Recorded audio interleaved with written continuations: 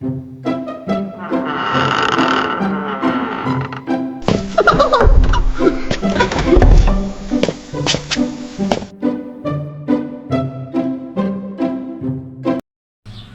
تعالي تعالي اقولك، لو عندك جبنة قريش تعملي فيها ايه عشان ولادك لما بيحبوش الجبنة القريش ياكلوها وانتي مغمضة. وانتي مغمضة.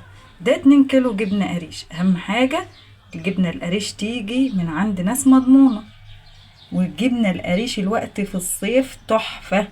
عارفين يعني ايه تحفة؟ شوفوا ليه بقى. انا اقول لكم، انا خوخة من قناة نيانة يا مرات اخويا. الجبنة احنا فلاحين، وعارفة الجبنة بيبقى فيها خير في الصيف. ليه؟ لان القشطة بتبقى خفيفة على اللبن، بتطلع خفيف، فاللي بياخد خير القشطة واللبن الجبن في الصيف بالذات. انما في الشتاء الوش اللبن بيبقى تقيل اللي هي القشطة، فالجبنة ما بتبقاش سمينة زي اليومين دول. شوفي الجبنة انا هقطع لك منها قشف. قشف يعني ده يدلك على ايه؟ ان هي سمينة جدا. الجبنة سمينة جدا. الجبنة القريش دي تعالي هقولك تحوليها لكريم ازاي عشان ولادك يرضوا ياكلوا. انا عندي البنات ما بيرضوش ياكلوا الجبنة القريش، فانا بعمل فيها حاجات تخلي ولادك ياكلوها وهم مغمضين، مش هيعرفوا ان دي جبنة قريش اصلا. خليكي معايا لاخر الفيديو.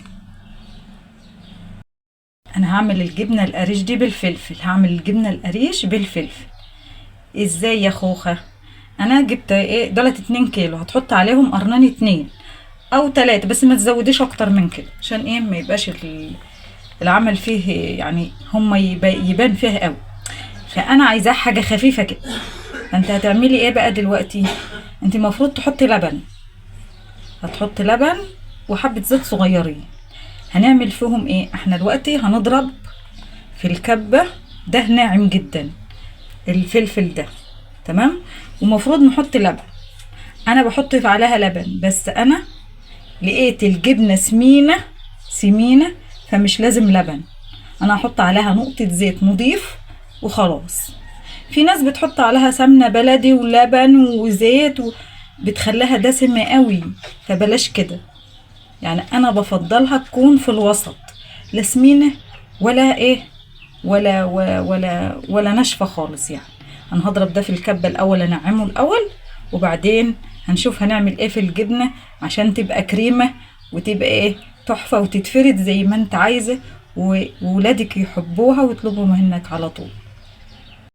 انا حطيت الجبنة اهي فرفتها كده وحطيتها في الكبة. ده منظرها في الكبة ماشي. وبقيت الفلفل اهو عشان احطه ايه كل مع ايه ضربة، لان انا هقسمهم على 3 مرات. هقسمهم في الكبة على 3 مرات عشان الكبة تفرمهم فرم حلو وتخليها كريمي حلو. النهارده كان السوق طبعا وزرعت المطبخ نعناع. شوفوا شكله جميل ازاي. زرعته نعناع وطماطم. زرعته نعناع وطماطم يا تفاح عشان عايزه اعمل صلصه وعايزه اعمل نعناع. هو محدش بيعمل نعناع الا انت يا زهره ولا ايه؟ عندنا نعناع ونعمل نعناع ونعمل كل حاجه.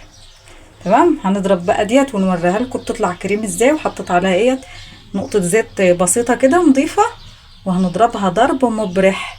هتشوفاها بقى في الاخر عامله ازاي. شوفوا يا بنات طلعت الجبنه القريش عامله ازاي. احلى طبق جبنه على الفطار. في سندوتشات تفردي، رايحين على البحر تحطي في سندوتشات، رايحين رحله، رايحه المدرسه. دي انا بعملها طول ما بناتي في المدرسه، بفردها واحطها لهم في السندوتشات. ما يعرفوش ان كانت هي جبنه قريش ولا جبنه من التاني. ده طبعا شفتوا الجبنه، شفتوا نعمه الجبنه عامله ازاي. شوفوا الجبنه ناعمه ازاي وجميله. شفتوا والله ما شاء الله ما شاء الله. تسلم ايدك يا بنتي يا خوخ. مش تقولي تفاحه وعمايلها. روحي اقعدي في جنبي يا تفاحه اجري.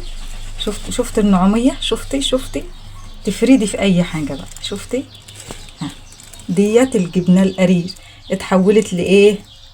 لجبنه كريمه تحفه على الصبح كده مع زيتون طبعا.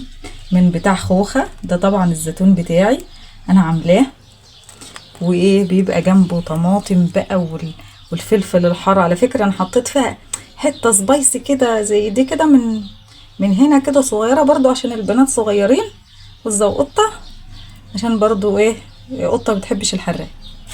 تمام. وعاملة بقى لباباهم عشان بياكل الجبنة من غير ملح، عاملاها له في جنب بقى لوحدها كده في علبة لوحدها.